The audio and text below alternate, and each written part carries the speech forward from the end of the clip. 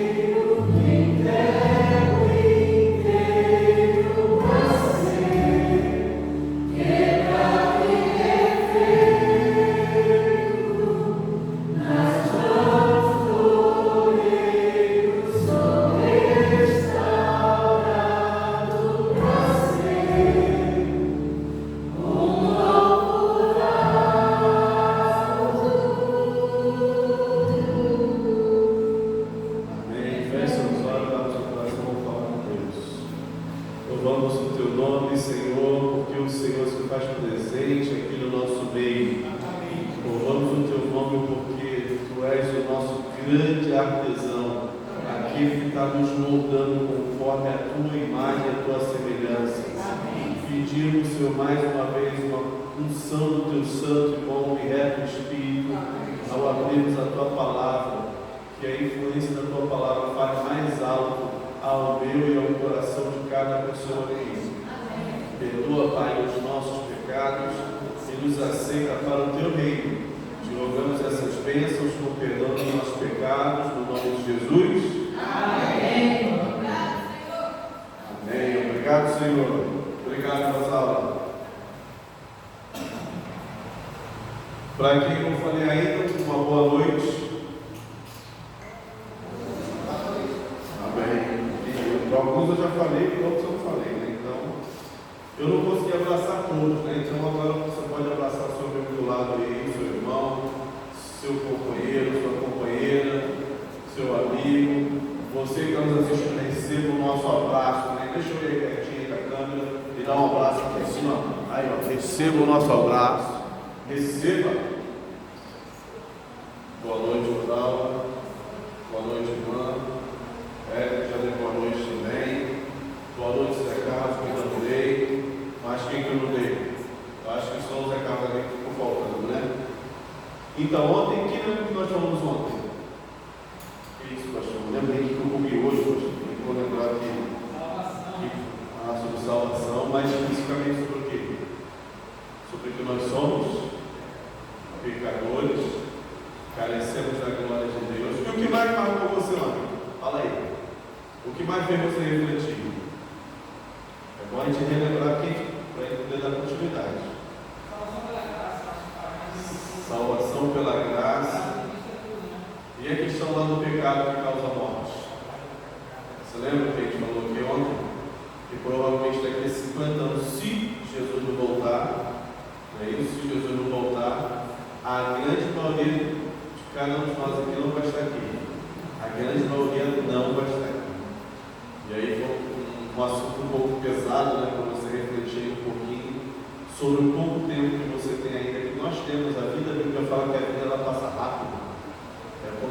professor Neblina, passa rápido. Quando menos percebe, a nuvem passa e vai embora. Essa é a nossa vida. O que é 70? O que é 80 anos diante da eternidade? Nada. Nada. E é por isso que o Senhor nos ama tanto que deseja nos salvar. E para isso Ele tem feito todo o esforço. Ele tem feito, fez e vai continuar fazendo todo o esforço possível para salvar você e salvar a mim também. Porque Ele nos ama. Ele nos ama. Deus tem mais desejo de salvar você do que você mesmo. Você sabia disso? Sabia disso? Deus quer mais salvar você do que você mesmo quer salvar. E aí tem gente que fala assim, ó, deixa Deus trabalhar na tua vida. Deixa Deus agir na tua vida. Deixa Deus ser Deus na tua vida.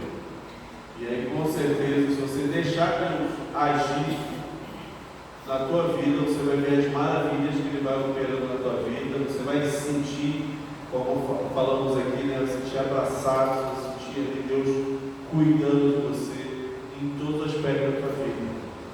E aí é um desafio, por quê? Porque nós, como seres humanos, nós temos a tendência de querer controlar tudo.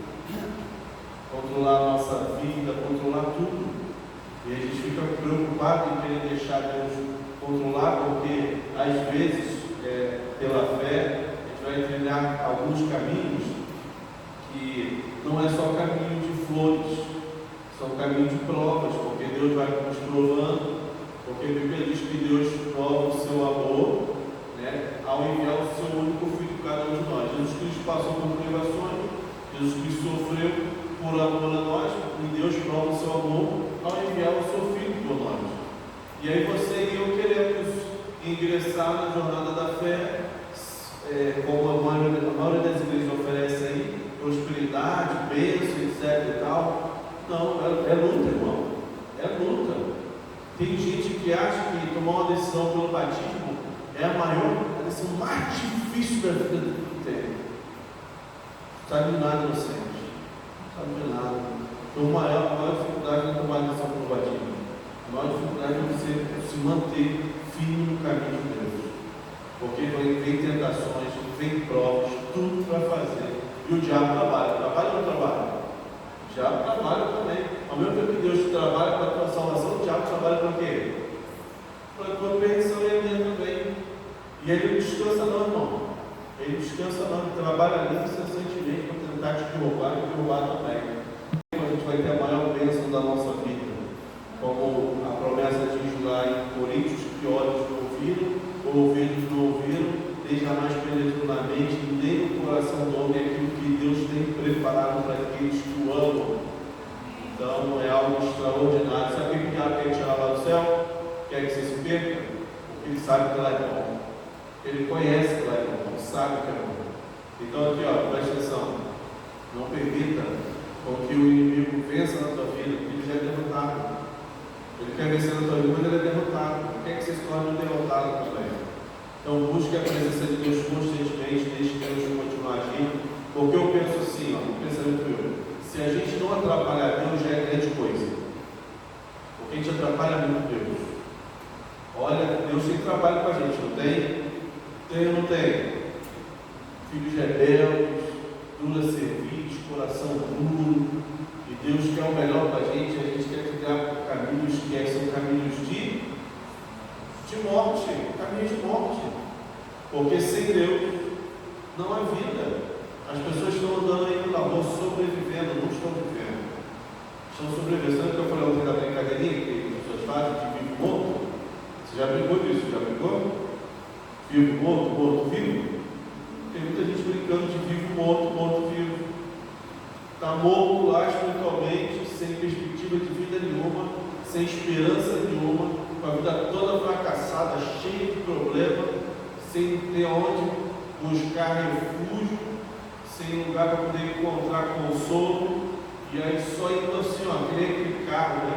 Aquele carro que desce em alta velocidade ali, em direção a descendo o morro, desviaria em direção à velocidade, sem rumo, sem direção. Tem muita gente assim, porque não quer deixar Cristo pegar o volante, não quer deixar Deus ter o controle da vida.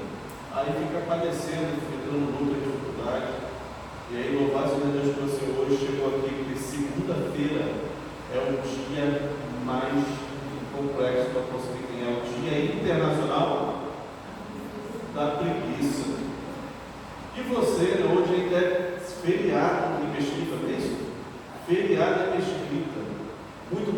como você curtiu uma praia hoje, né? Foi bom, não foi? Só que não, né? Aí tem muita gente que mora em Mesquita, mas trabalha no centro do Rio. Que diferença faz o cara da Mesquita? Nenhuma. O Luiz estava me contando ali que foi 6 horas da manhã lá para arrancar uma ribanceira lá, enorme lá. Feriado, irmão, feriado.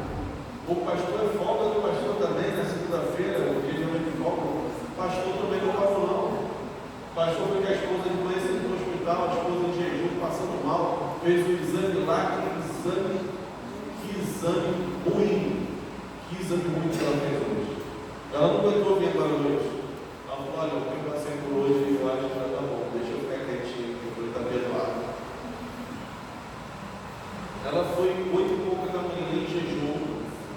Nós fomos em Nilópolis, chegamos lá para fazer na Brauch de Nilópolis, chegamos lá, aí a menina falou assim, olha, algum desses anos nós fazemos aqui, mas não fazemos todos. Tem um aqui que você tem que fazer em 3 etapas. A gente não tem aqui. Quando é que tem isso? Não tem lá em Nova Iguaçu. Vamos para Nova Iguaçu. Vai fazer lá dentro, não. Vamos para Nova Iguaçu. Aí a menina de lá mesmo ligou, confirmou que Nova Iguaçu tinha. Viemos para Nova Iguaçu, 8h pouca chegamos em Nova Iguaçu. Quando nós chegamos lá, aí começou o processo. Em jejum, foi lá, tirou o sangue. Aí depois tirou um pouquinho do sangue lá para o laboratório. Passou um tempinho, aí falou assim, ó, daqui a 1 hora você vai voltar aqui e você vai tirar a segunda coleta. Aí passou 1 hora, ela voltou, só que essa segunda coleta ela toma uma glicose, outro troço ruim que ela falou, outro troço ruim. Ela tomou um pouquinho de glicose, começou a passar mal. Aí lá vai eu, levei ela lá para o carro, eu vi o ar-condicionado do carro, deixei ela lá quietinha lá, ela deitou o banco do carona ali até o máximo que pôde, ficou deitadinha, descansou meia horinha. Eu só ali resolvendo os meus problemas, né? Do telefone, para lá e para cá, sem parar.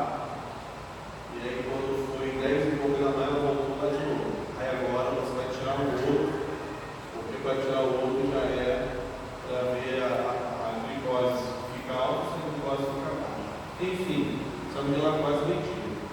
Nessa brincadeira, voltamos para casa, e aí almoçamos, lógico, e aí eu comecei a resolver um monte de coisa aqui e acolá. Aí quando deu 13h pouca da tarde, eu fui para a prefeitura de Nilópolis para entregar o ofício do Mexa-se pela Vida. E a data oficial é dia 29, mas a previsão do meu bebê é dia 27. Dia 27 de outubro. Eu falei, não tem como ir fazer um evento 29, porque você vai estar 2 dias lá operado, não tem condição, vou dar para você. E tu sabe se você vai ter saído do hospital ainda? Aí eu fui, conversei com a avó, botar para o dia 22, uma semana antes. E aí uma semana a gente organiza um dia, se você quiser participar, você participa e dá tudo certo. Ok? Ela vai, eu falo, enfim.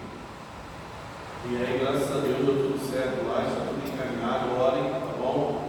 Nós vamos abrir um link para você participar lá, tá? Aqueles que quiserem participar, para se inscrever lá.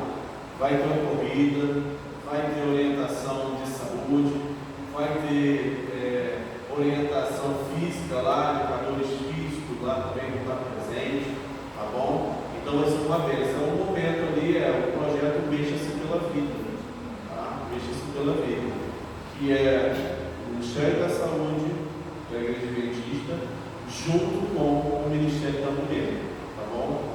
A minha esposa acho que nem conseguiu colocar ainda, mas no momento ela vai colocar lá essa observação, tá bom? Então desde já vocês estão de primeira mão sendo convidados a participar do dia 22 de outubro, que é um dia especial, né?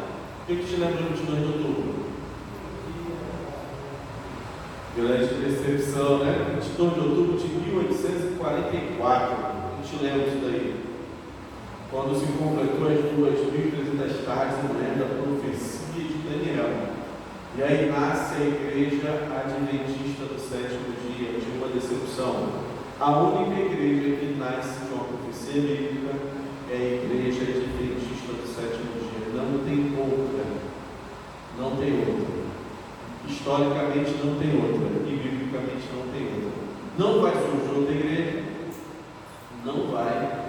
É essa igreja mesmo, que é a igreja dos fins dos tempos, a igreja adventista. E você que já é da Igreja Adventista, você é um privilegiado, você está na Igreja de Deus nos finais dos tempos. E você que ainda não é, você está sendo o quê? Convidado a pertencer ao povo, que é um povo defeituoso, é um povo problemático. Não é? Se é problemático, não é, irmão?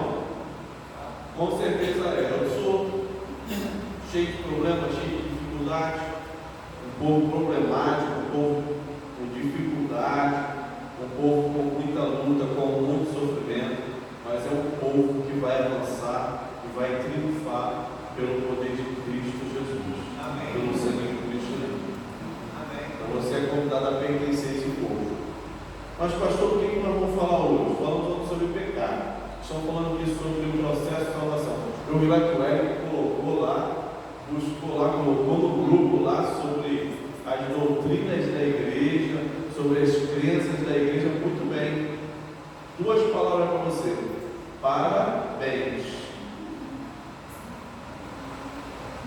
São quantas doutrinas da igreja, irmão? Hã?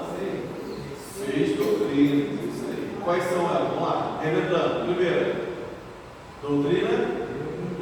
Ó, eu fui professor. Se você não acertar aí, eu vou passar vergonha, hein? Senão eu estou sendo bom professor. Primeira doutrina. Doutrina de Deus. Tá certo? Tá certo. Segunda doutrina. Doutrina do homem. Muito bem. Terceira doutrina. Doutrina da. Nós estamos falando aqui essa semana sobre isso. Tá? Salvação. Muito bem. Até o terceiro, ok. São 6, já tem 50% da nota. Falta outros 50%. Quarta doutrina. Essa é fácil. Da igreja. Muito bem, Ronaldo. Aí. Bom aluno, viu, Ronaldo? Quinta doutrina. Qual é a quinta doutrina? Hã? Não. Quinta doutrina.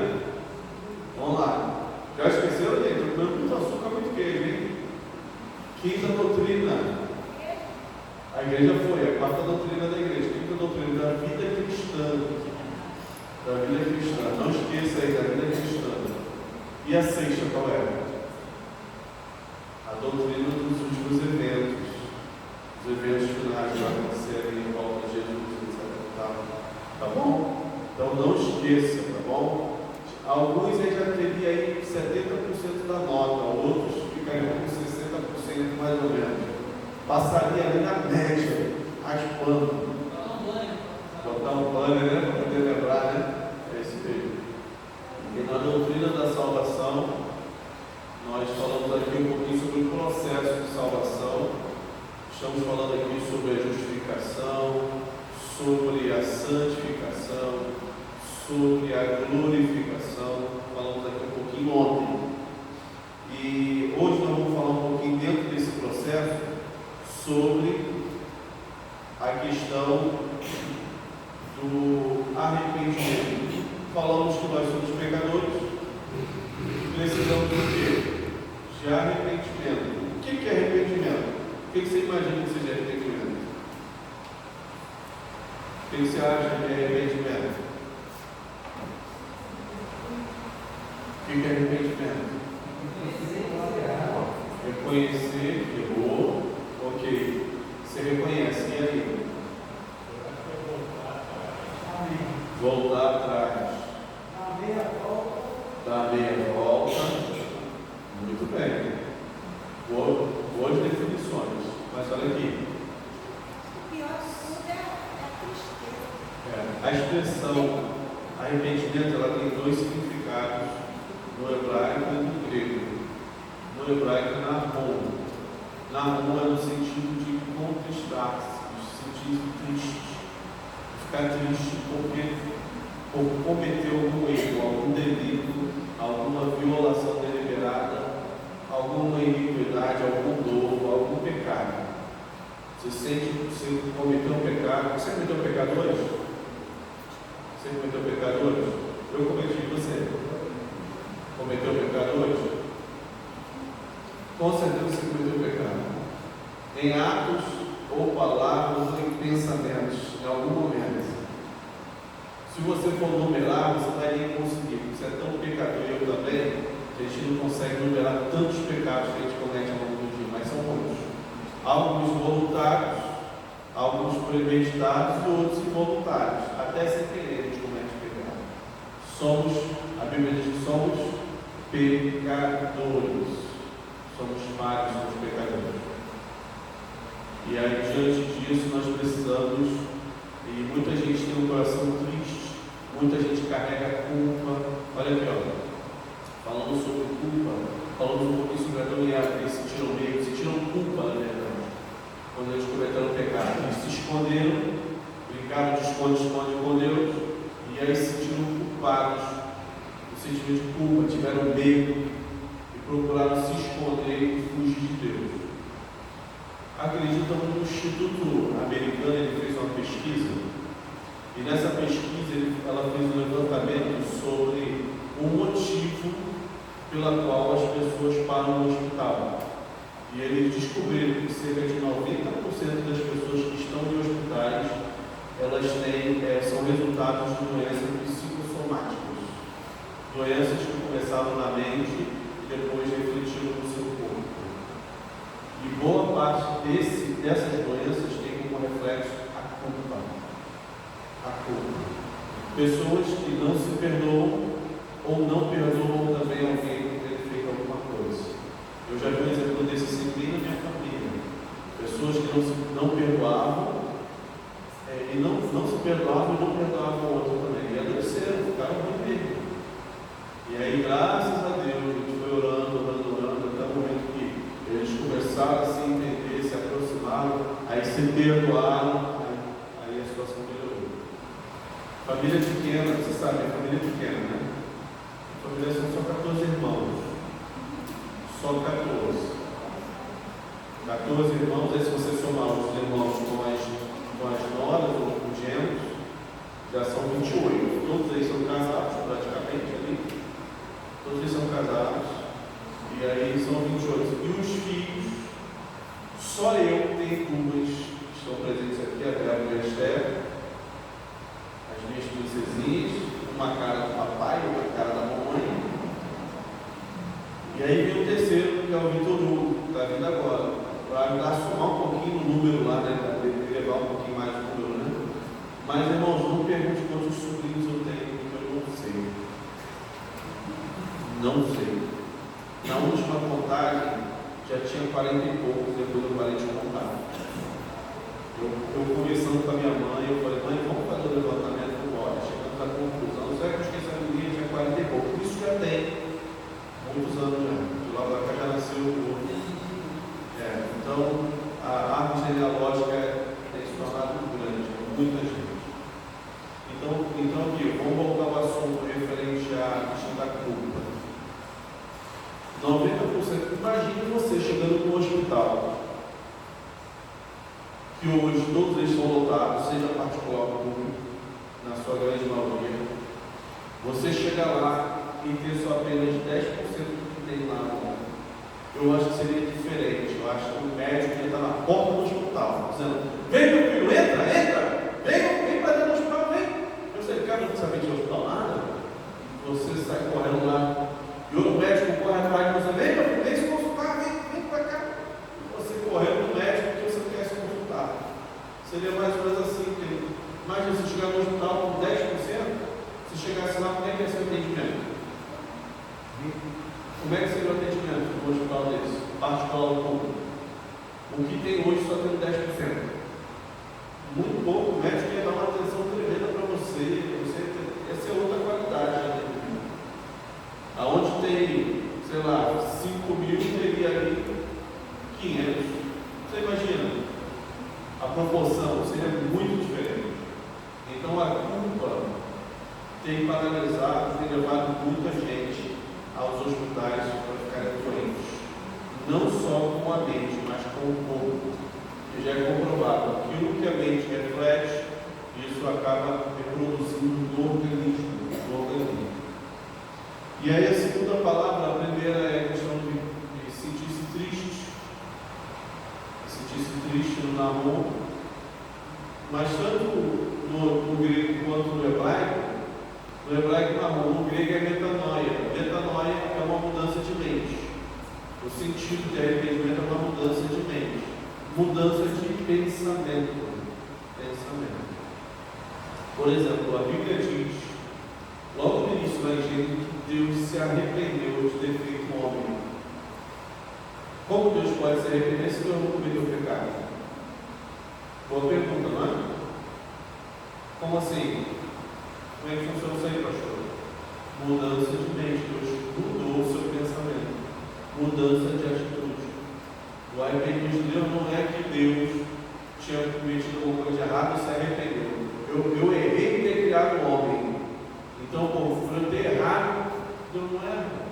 Deus não falha. Deus não falha. Deus é perfeito. É a mudança de atitude, o sentido. Nós somos pecadores, nós falhamos. Nós escolhemos a morte em vez da vida. Então, por sermos pecadores, o nosso arrependimento é que nós cometemos algo de errado. Falei ontem em Isaías 59:2 que os nossos pecados é que nos separam de Deus. Os nossos pecados separam de Deus. E aí, depois você reconhece que é pecador, você precisa se arrepender. Mas em que sentido se arrepender? É só voltar atrás? Não é só isso. Tem que reproduzir alguma coisa que seja positiva. Temos dois exemplos na Bíblia. Eu gostaria de lembrar você desses dois exemplos de arrependimento: o arrependimento de Judas e o arrependimento de Pedro. Qual a diferença de um arrependimento para o outro? É que um foi sincero, o outro não. Um produziu algo positivo e o outro não. Certo? O arrependimento de Judas, como é que foi? Judas foi lá e vendeu Jesus Cristo. Percebeu que ele tinha feito errado, ele tinha pecado, ele tinha traído o mestre, traído o Senhor Jesus, a quem tanto amava. Jesus amava tanto a Judas, que um dos motivos ali da morte de Cristo também é que partiu o coração de Jesus ver Judas pendurado, que ele se suicidou, se matou. Então ele partiu o coração de Cristo em direção ao Calvário, em direção ao Gólgota, caminhando ali, olha no meio do caminho, olha e vê Judas. E vê Judas pendurado lá, onde ele já tinha sido focado. Porque ele ficou triste, se arrependeu, mas o arrependimento dele não foi sincero, na verdade foi um remorso. Ele ficou triste, mas ele não produziu algo positivo na vida dele. A mente dele não mudou. Ele continuou com a mentalidade, muito pelo contrário, o diabo trabalhou na mente dele. Olha, você traiu o Salvador do mundo, você não merece nada, você é um miserável, você merece a morte e tal. E aí foi trabalhando na mente dele, a ponto de, para você já não tem mais salvação. Não é assim? O diabo trabalha? Você é pecador, você já não tem mais salvação. Quantas pessoas têm esse pensamento? Muita gente tem. Não tem mais salvação para você, não tem mais salvação. Aí a pessoa acaba a vida dela. Inclusive estamos no Setembro Amarelo, né? Que é o combate justamente ao suicídio. Por que o inimigo coloca isso na mente das pessoas? Porque isso é o pensamento dele. Porque ele tinha oportunidade de salvação até a cruz. Até a cruz ele tinha condição de se arrepender. Mas ele não se arrependeu, porque ele achou que tinha ido longe demais. E possa ser que tenha alguém aqui nessa noite, alguém que acha que tem ido longe demais. E que não tem mais solução para a sua vida e não tem mais salvação. Ei, presta atenção. Isso é coisa do diabo, isso é coisa do inimigo. Porque ele sabe que não tem mais salvação para ele. Ele realmente foi longe demais. E aí ele quer que você também quer colocar isso na sua mente. Que você é pecador, que você foi longe demais, você não tem mais jeito, não tem mais solução. Aí você entrega os pontos. Quantos entregaram os pontos? Quantos jogaram toalha? Muita gente. Por achar, por concordar com esse pensamento do inimigo. Diferente de Pedro. Pedro, quando ele negou a Jesus, ele ficou triste. Sim, a Bíblia diz que ele chorou amargamente. Ele estava desesperado, porque ele tinha dito que não ia negar Jesus.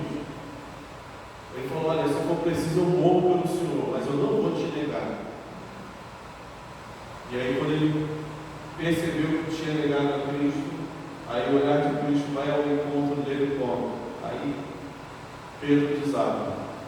Pedro fala, nem parece que eu andei esse tempo todo. Aí você sabe a história, Pedro xinga, Pedro fala coisas que não deveria, de tudo para poder não se parecer com o seguidor de Cristo, faz, né, comportamento ali diferente. Aí quando ele encontra com o olhar de Jesus, o amor de Jesus, a Bíblia diz que o amor de Cristo me motiva, o amor de Cristo me constrange, e foi isso que mexeu com o coração de Pedro. Pedro, ao se encontrar o olhar de Pedro com o olhar de Jesus, a vida de Pedro foi transformada. E ele saiu chorando desesperadamente, amargamente. E aí, depois de chorar muito, chorar, ficar triste, ele se arrepende. Aí qual foi a atitude dele? O comportamento dele refletiu a atitude, o pensamento dele. A atitude de Pedro foi positiva ou negativa? O que você acha? Foi positiva, porque teve uma mudança de mente. Teve uma mudança de mente, mudança de comportamento, de atitude. Aí Pedro toma uma decisão, o que ele faz? Ele volta para os braços de Cristo. Ele volta para os braços de Cristo.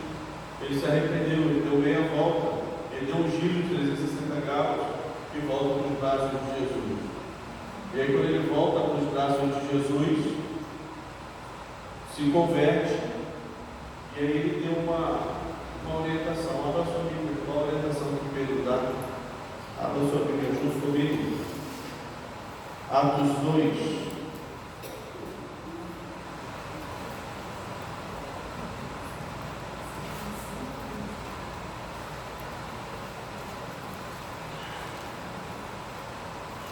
Depois que Pedro foi convertido, Pedro é um dos principais personagens do Novo Testamento, certo?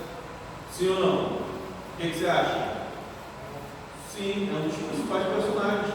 Quais são eles, os personagens do Novo Testamento?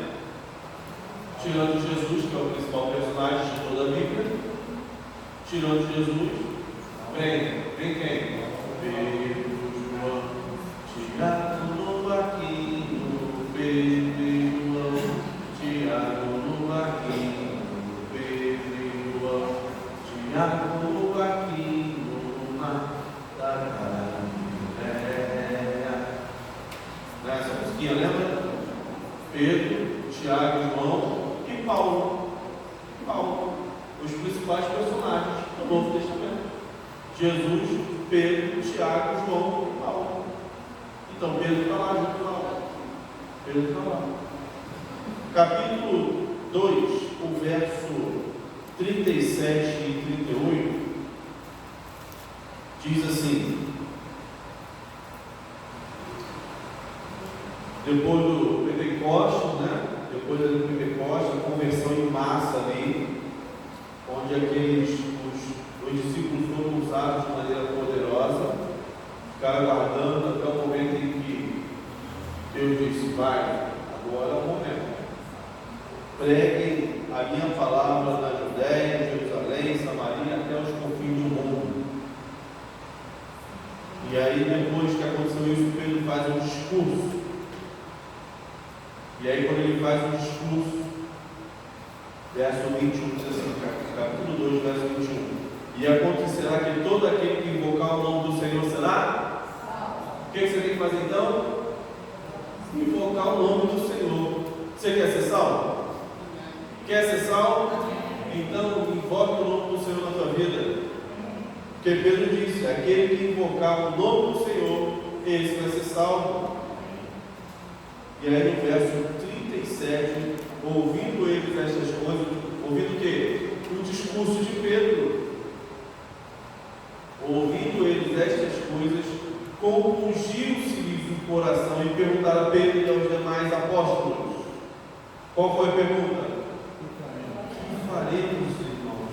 E agora? O que nós vamos fazer? Aí o que responde Pedro? Qual foi a resposta de Pedro? Qual a resposta de Pedro para você e para mim nessa noite? Quando você não encontra a solução para a sua vida, quando você não encontra a solução para as suas dificuldades, para os seus problemas, aí vem Pedro, aí você pensa assim: agora, o que eu vou fazer? Eu não sei o que eu vou fazer. Aí vem Pedro e responde: que cada um de vós seja batizado em nome de quem? Em nome de Jesus Cristo. Para o quê? Para a remissão dos vossos pecados. E recebereis o dom do Espírito Santo. Amém? Amém. Então, qual a orientação de Pedro? Arrependei-vos e convertei-vos, para que sejam cancelados os vossos pecados. Então, qual é o único meio dos pecados serem cancelados? Arrependimento e conversão. A conversão é isso aí, também é bom. Certa vez eu estava na Bahia, e aí eu estava crente que estava abafando, né? Peguei o meu carrinho, minha palhozinha quente, sorradinha, guerreira, que estou com ela até hoje, lutando ali para arrumar ela. Eu não vou abandonar ela, porque ela não me abandonou, está que nem Axel, né? Ericsson ali, que não nos abandona.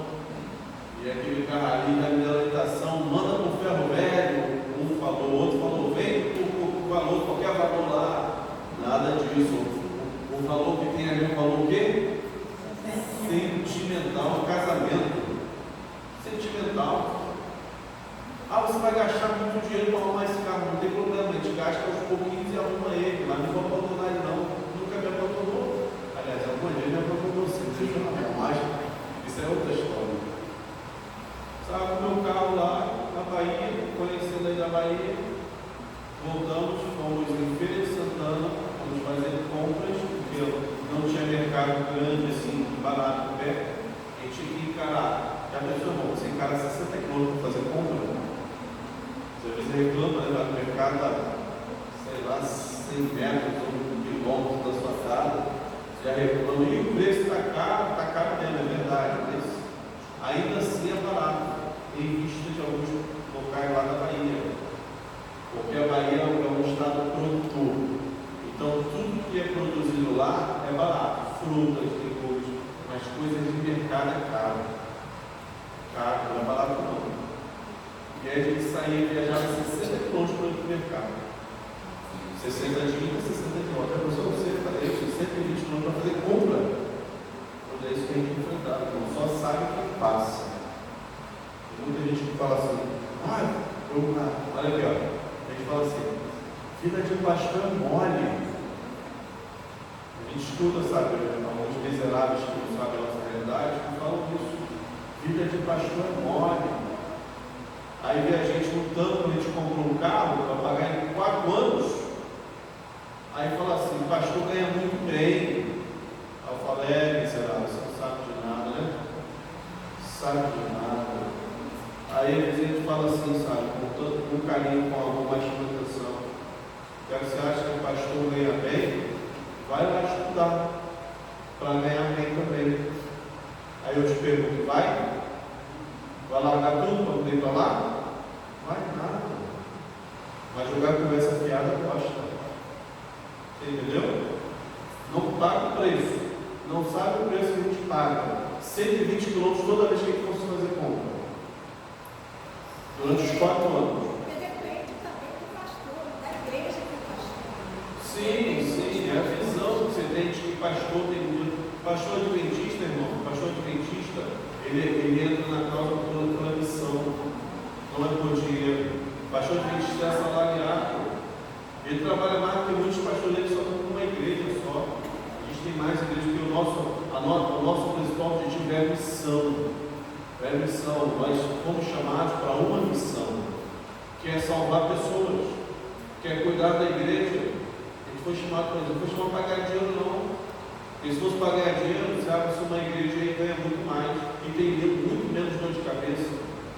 Aí a gente escuta, sabe, algumas gracinhas, pessoas usadas aí falando, pastor tem muito dinheiro, é porque o miserável não sabe. Aí a gente fala assim, vai lá. Você quer ter dinheiro também? Vai lá pagar o preço também, vai lá estudar 4 anos lá. Vai ou vai não? Vai voltando aqui a história. A gente foi fazer essa compra lá no mercado. Aí eu peguei uma estrada, eu imagino assim, essa estrada vai me deixar perto de casa. Eu vou cortar caminho. Por dentro é muito complicado, trânsito muito difícil, muito ruim, estrada muito escura. Para a gente ir, não tinha iluminação nenhuma, era só uma mão e a outra mão, o carro indo, o carro voltando, uma escuridão do sol, iluminação nenhuma. Estrada, só estrada. E ali eu peguei aquela estrada e fui embora. Andei meia hora, 40 minutos, uma hora. Geralmente esses 60 quilômetros a gente levava em torno de uma hora. Estou andando 40 minutos, uma hora. Aí capim veio uma placa que estava dizendo assim, tem um conjunto de montanhas que eu esqueci como se chama lá na Bahia, que ela é considerada como Canyon aqui no Brasil aqui. Quem lembra aí? Eu esqueci, toda vez eu esqueço o nome lá.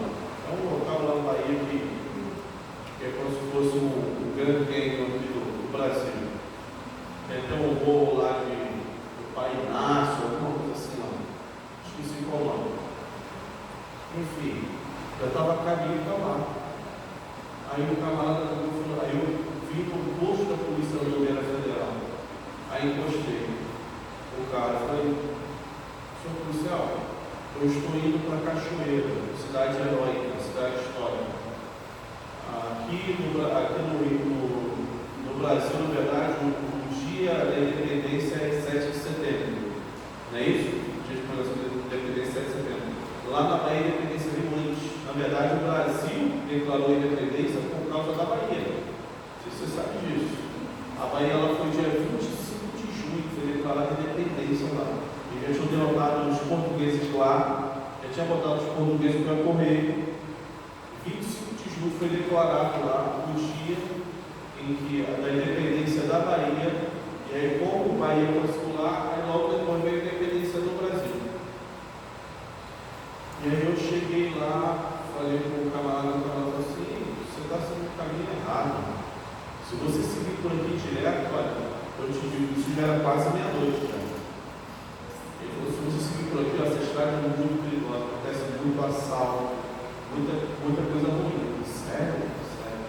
Vou puxar o fone aqui, você dá o quê? Meia volta de onde você veio.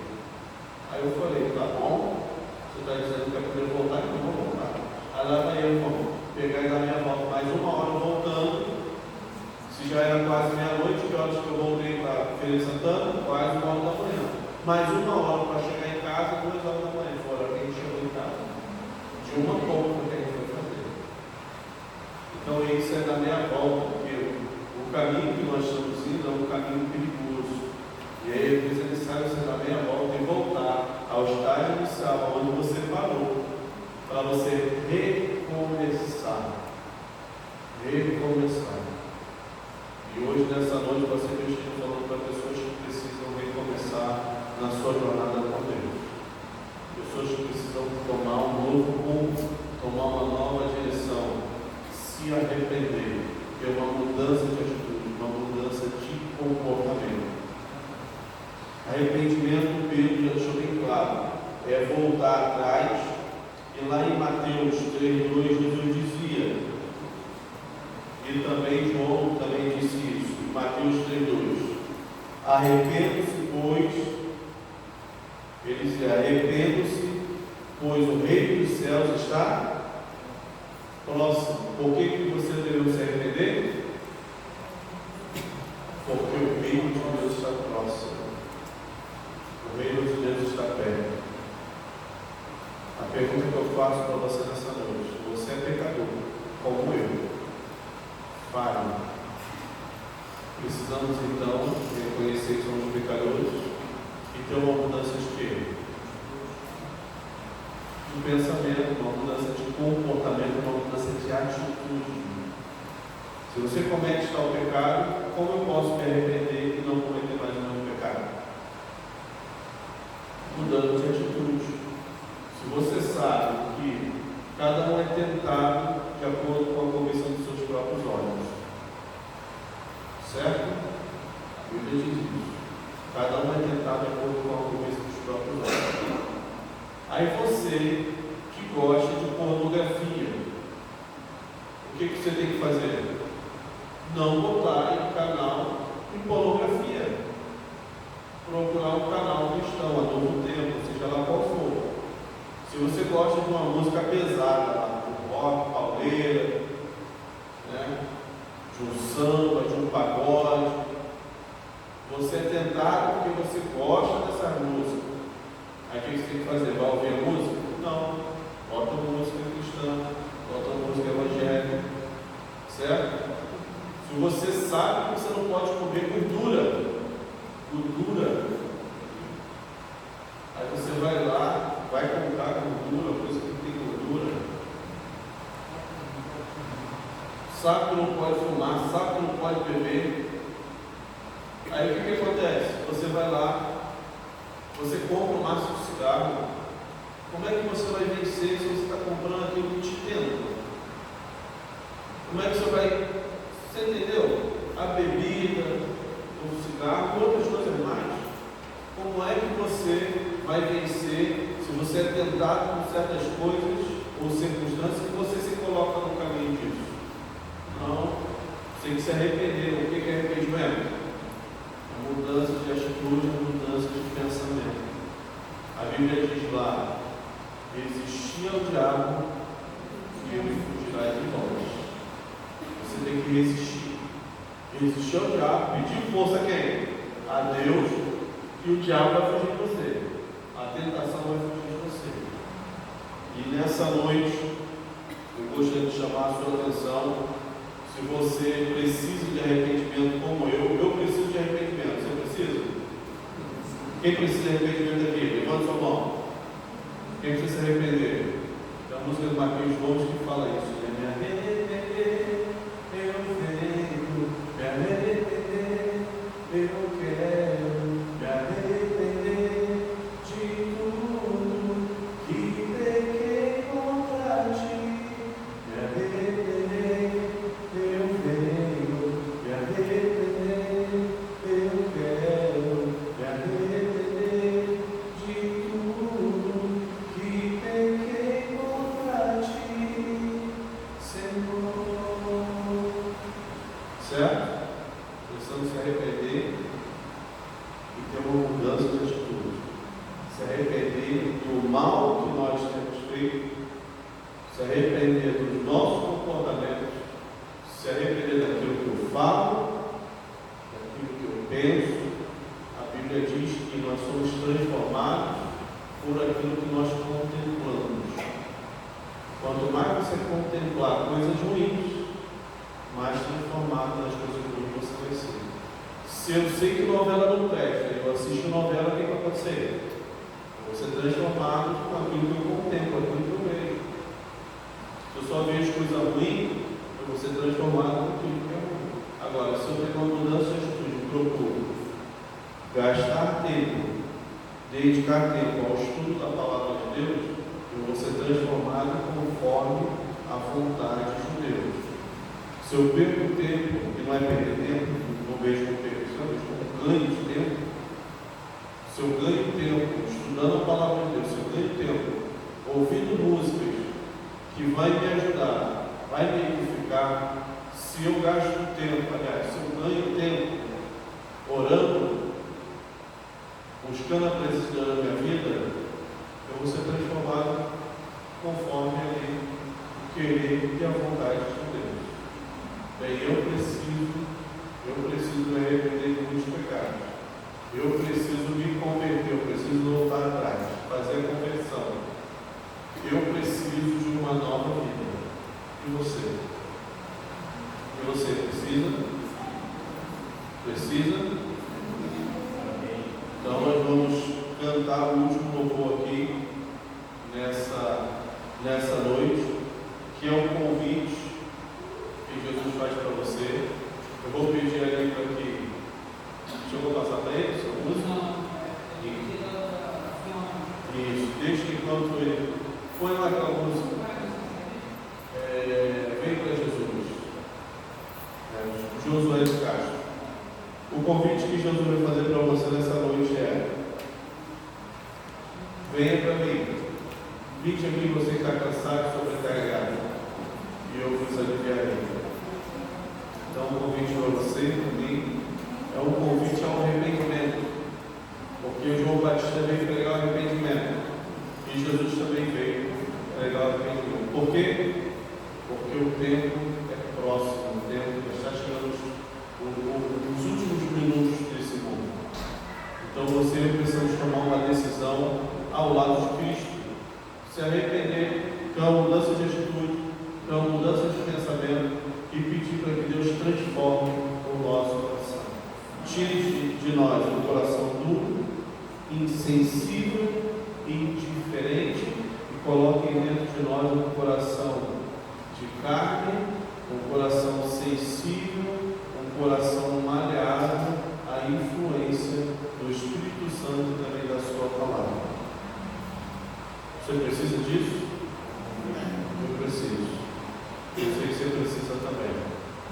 E o convite de Jesus é: quando Jesus te chama e tu não vem, tu vai para onde? Para onde é que você vai? Se Jesus te chama, te convida e você não vem, você vai para onde? Para onde você vai? E a música fala um pouquinho disso. De repente conhece essa música, e se você souber, você pode cantar junto comigo. Mas se você realmente precisa ser uma nova pessoa, você se coloca em pé enquanto estiver cantando aqui e diga para Jesus: Jesus, eu preciso ir até o Senhor, eu preciso ser transformado, eu preciso ser renovado pelo Senhor numa nova pessoa, numa nova criatura.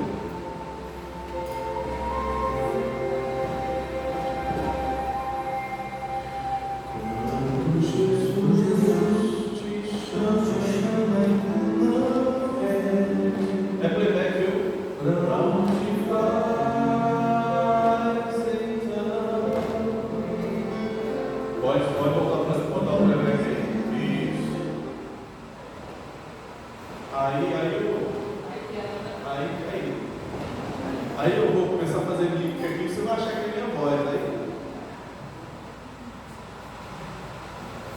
Esse é o convite para você. Jesus está te convidando nesse momento a você ter uma nova vida. Esquece o que ficou para trás. Faz que nem Paulo. Paulo falou assim: esquecendo das coisas que ficam para trás, prossigo para o alto. O prêmio da soberana vocação em Cristo Jesus. Qual é o prêmio? A salvação em Cristo Jesus. Agora eu diz que vai dar certo, em nome de Jesus. Pode aumentar um pouco mais, tá?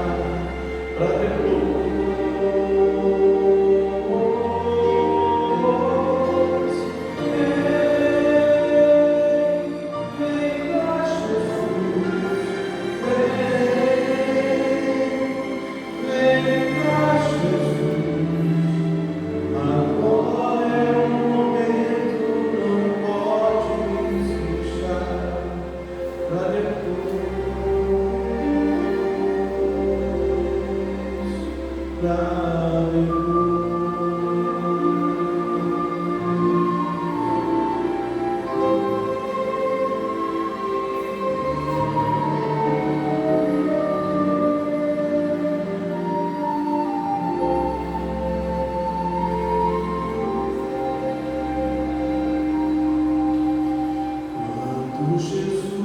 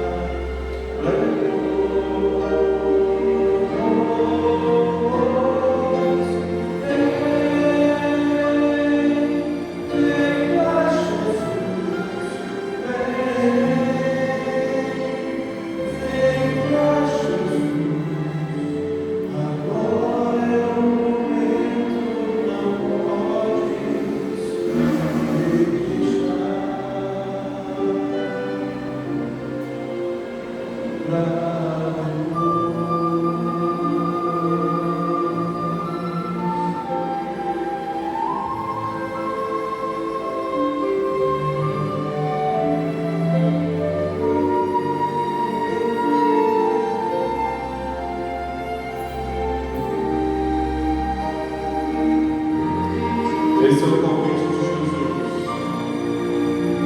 Vinde, todos que estáis cansados e sobrecarregados, eu vos aliviarei. Vinde à fonte das águas. Vinde, tomai e bebei.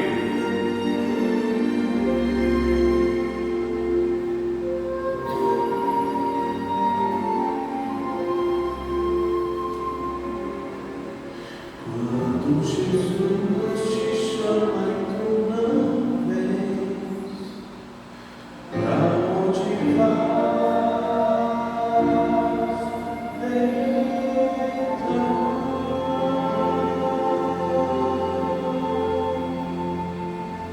Amém?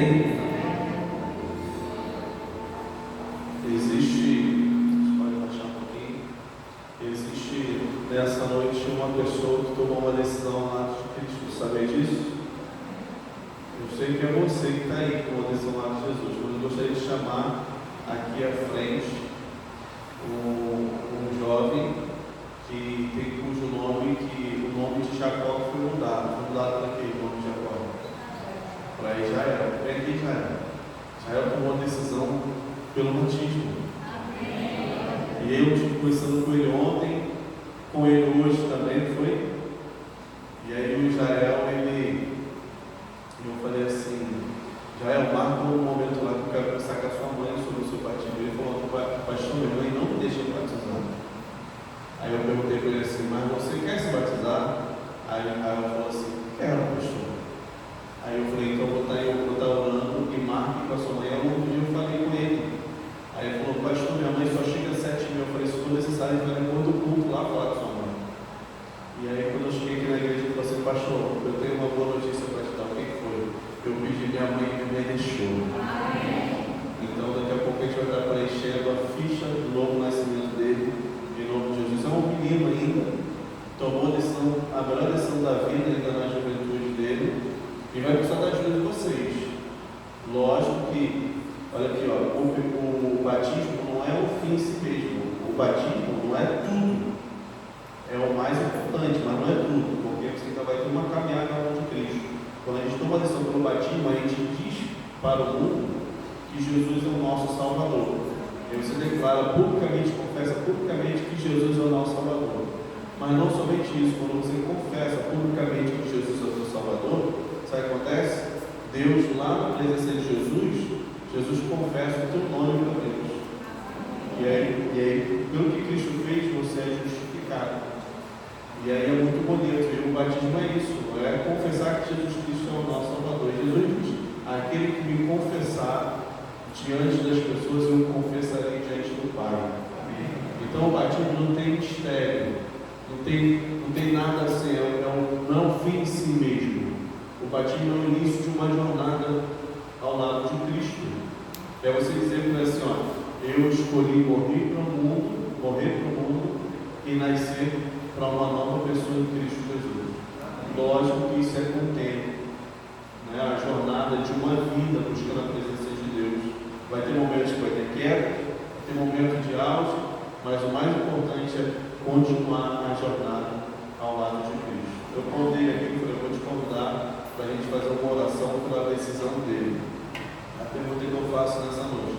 Alguém mais, além do Israel, gostaria de tomar a decisão ao lado de Jesus, que está aqui?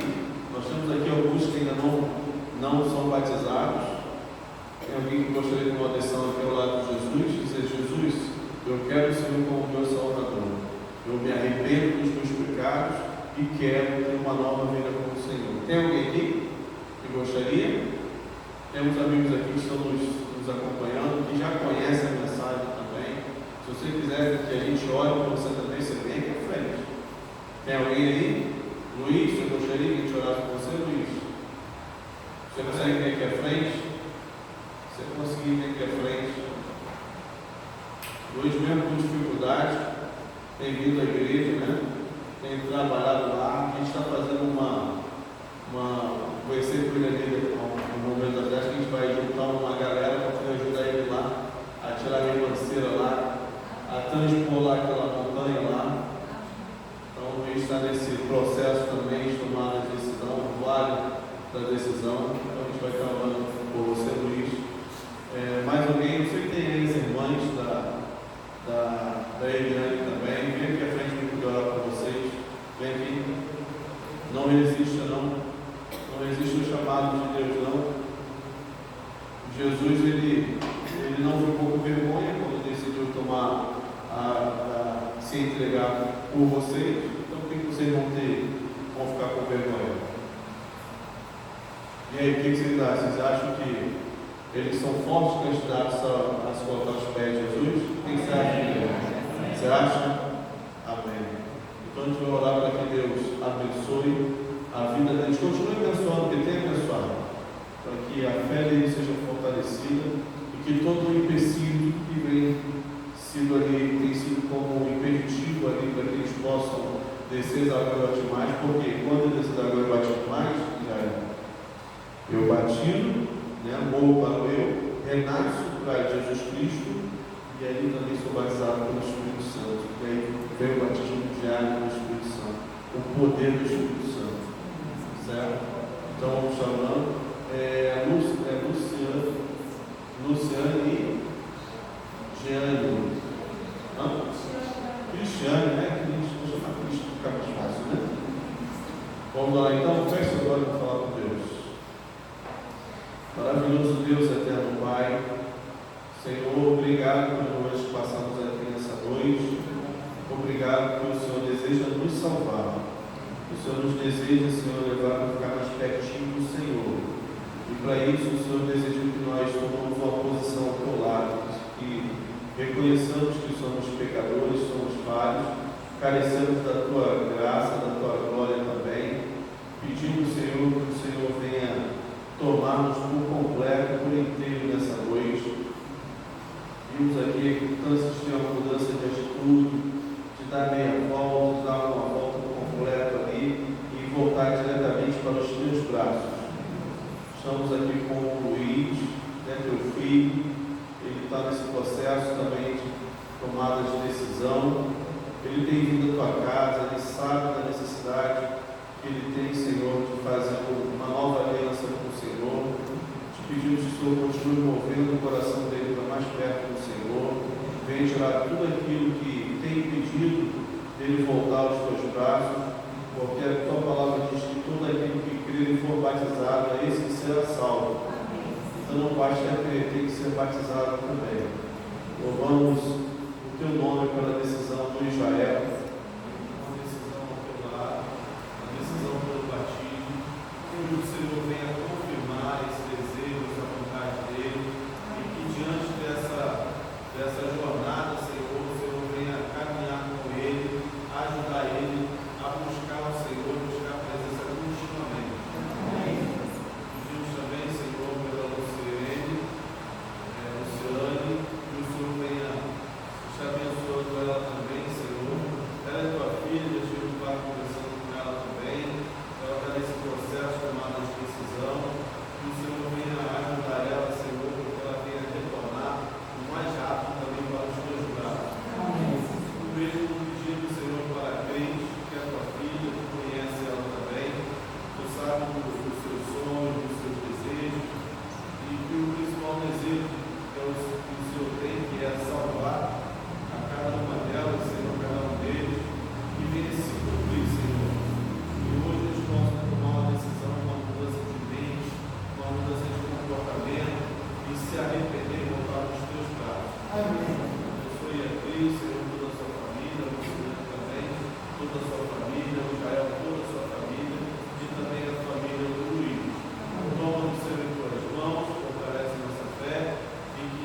a lição